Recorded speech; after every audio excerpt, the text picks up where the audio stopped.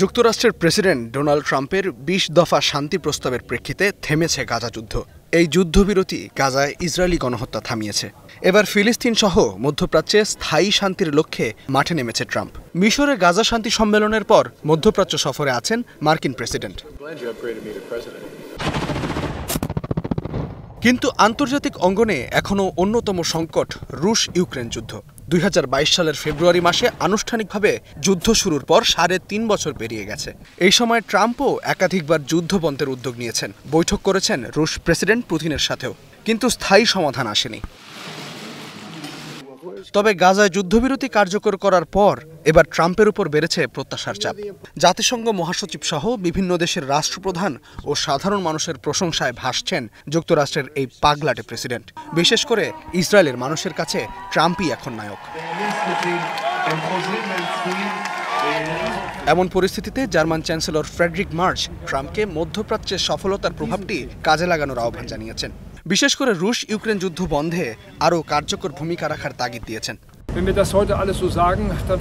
আমরা আশা করছি আমেরিকার প্রেসিডেন্ট আমাদের সঙ্গে যুক্ত হবেন এবং রুশ সরকারের উপর সেই প্রভাব প্রয়োগ করবেন যা তিনি ইতোমধ্যেই মধ্যপ্রাচ্য অঞ্চলের পক্ষগুলোর উপর প্রয়োগ করেছেন। কারণ আমরা ভুলে যেতে পারি না যে রাশিয়া ৩ বছরের বেশি সময় ধরে ইউক্রেনের বিরুদ্ধে যুদ্ধ চালিয়ে যাচ্ছে। ন্যাটোর সেক্রেটারি জেনারেল মার্ক রুটেও আশা করেছেন গাজার সফলতা রুশ ইউক্রেনেও অনুপ্রেরণা হিসেবে কাজ করতে পারে। তবে ইউক্রেনের মানুষ বলছে ভিন্ন কথা। তারা মনে করেন গাজা যুদ্ধ বন্ধ করতে পারলেও এই যুদ্ধ বন্ধে ট্রাম্প সফল হবেন না, কারণ সংকট ক্রমশ জটিল রূপ নিচ্ছে। আমি মনে করি না নিকট ভবিষ্যতে যুদ্ধ বন্ধ হবে।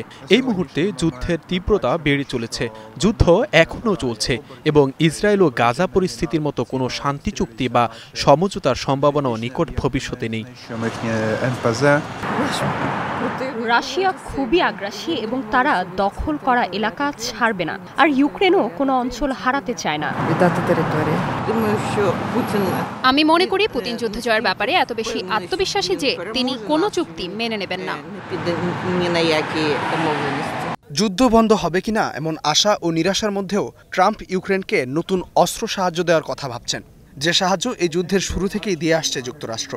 ইউক্রেনের রণাঙ্গনে দূরপাল্লার মার্কিন টমাহক ক্রুজ মিসাইল যুক্ত হলে যুদ্ধ নতুন মোড় নেবে। সেক্ষেত্রে আরও আগ্রাসী পদক্ষেপের পথেই হাঁটবে পুতিন।